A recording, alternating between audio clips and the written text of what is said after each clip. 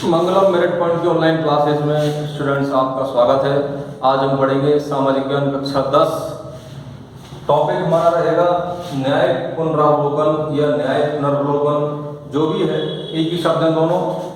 तो हम पढ़ रहे हैं केंद्र सरकार, और केंद्र सरकार के अंतर्गत कई सारे टॉपिकों पर हमने अध्ययन कर लिया है, जैसे राष्ट्रपति है, प्रधानमंत्री है, व्यवस्थापिका यानी संसद है, कार्यपालिका के अंतर्गत हम राष्ट्रपति, प्रधानमंत्री, मंत्रिमंडल तीनों को पढ़ चुके हैं।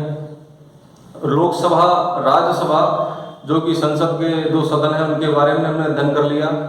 आज हम अध्ययन करेंगे संविधान की एक ऐसी शक्ति के बारे में। जैसा कि आप जानते हैं कि संविधान एक ऐसी किताब है जिसमें किसी राज्य या देश के नागरिकों और सरकार के बीच संबंधों का पूरा लिखित ब्यौरा होता है। जब हमारा देश आजाद हुआ, आजादी से पहले ही संविधान सभा का गठन कर लिया गया ताकि नए भारत को एक संविधान के अंतर्गत बांधा जा सके, लोगों के आचरण को नियंत्रित किया जा सके, सरकार के कार्यों का उल्लेख किया जा सके, और जिन मामलों पर विवाद की स्थिति पैदा हो सकती है उन मामलों के बारे में पहले से ही प्री प्लान एक मुखौटा तैयार किया जा सके। तो जैसा कि हमने पढ़ा कि हमारी जो सरकार है, सरकार 3 भागों में बटी हुई है। व्यवस्थापिका, कार्यपालिका और न्यायपालिका, तीनों ही स्तंभ अपने आप में एक महत्वपूर्ण भूमिका निभाते हैं, तब जाकर हमारी सरकार चलती है। हमारे सरकार के साथ जो नीति योजनाएं लागू करती है सरकार, उनका सही रूप से पालन हो पाता है, और हमारे देश की जो व्यवस्थाएं हैं वो सही प्रकार से सुचारू रूप से चल पाती हैं। तो हमने व्यवस्थापिका, कार्यपालिका, न्यायपालिका इन तीनों का अध्ययन कर लिया है। तो न्यायपालिका के अंतर्गत एक और महत्वपूर्ण टॉपिक रह जाता है, वो न्यायिक पुनर्वलोकन या न्यायिक पुनरावलोकन है। इसके बारे में आज हम अध्ययन करेंगे। जैसा कि मैंने आपको बताया था कि सरकार के तीसरे भाग न्यायपालिका का एक महत्वपूर्ण काम होता है कि वो सरकार के कार्यों की या सरकार द्वारा बनाए गए कानूनों की जांच करती है कि वो संविधान के दायरे में है या नहीं है। तो जो न्यायपालिका की ये शक्ति है, इसी शक्ति को न्यायिक पुनरावलोकन की शक्ति कहते हैं। दोबारा सुन लीजिए कि सरकार द्वारा बनाए गए कानूनों की न्यायपालिका जांच करती है। न्यायपालिका की इसी शक्ति को, इसी पावर को हम जो है वो न्यायिक पुनर्वलोकन कहते हैं। अनुच्छेद 131 अथवा 132 में इस बात का पूरा उल्लेख है कि किस प्रकार से न्यायिक पुनर्वलोकन की शक्ति जो है काम करेगी। इसका जो न्यायिक पुनर्वलोकन है उसका जो स्वरूप दिया गया है अनुच्छेद 131 अथवा 132 के अंदर। संविधान की व्याख्या का पूरा अधिकार है। न्यायपालिका अपने दायरे में रहकर, संविधान के दायरे में रहकर किसी भी तरह से संविधान की व्याख्या कर सकती है। ऐसा कोई भी कानून जो न्यायपालिका को लगता है कि ये संविधान के दायरे में नहीं है, उसे वो अवैध घोषित कर सकती है। तो ये हमारे देश में न्यायिक पुनर्वलोकन या न्यायिक पुनरावलोकन का स्वरूप है। बात करते हैं इसकी प्रगति तथा भूमिका की, तो 4-5 पॉइंट यहाँ दिए गए हैं। सीमित क्षेत्र है इसका, विधायी क्षमता का विकास, पृथक्करणीयता का सिद्धांत, उत्तरोत्तर व्याख्या का सिद्धांत, और कानून द्वारा एक निर्धारित प्रक्रिया। सीमित क्षेत्र है।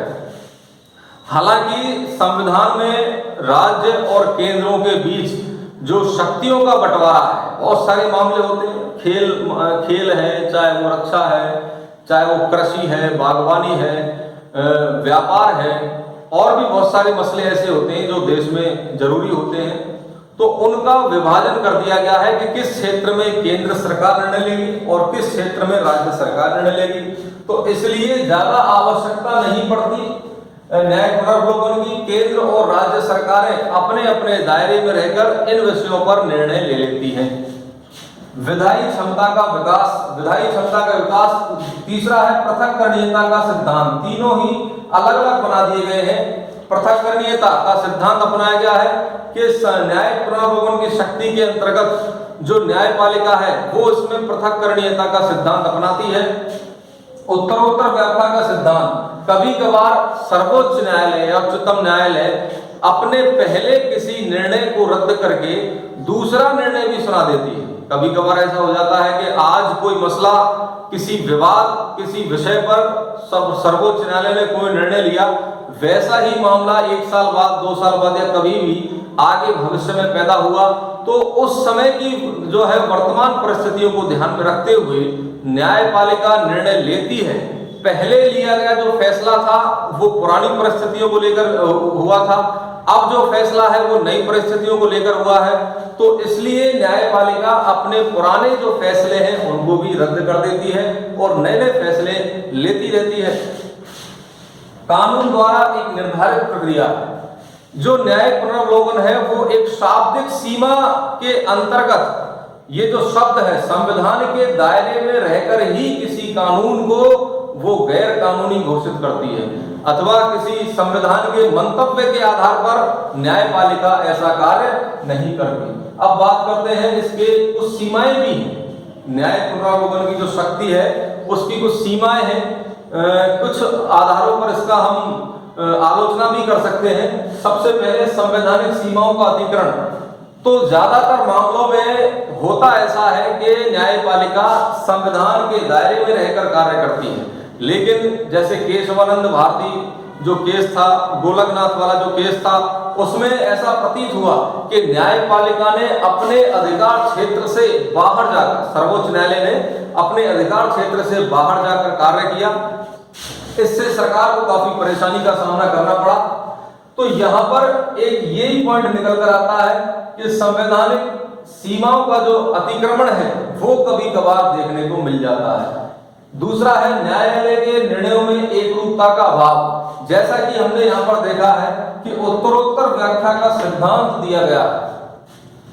जो इसकी भूमिका है पुनर्वलोकन की, न्यायपालिका अपने पुराने फैसले को रद्द करके नया फैसला भी सुना सकती है।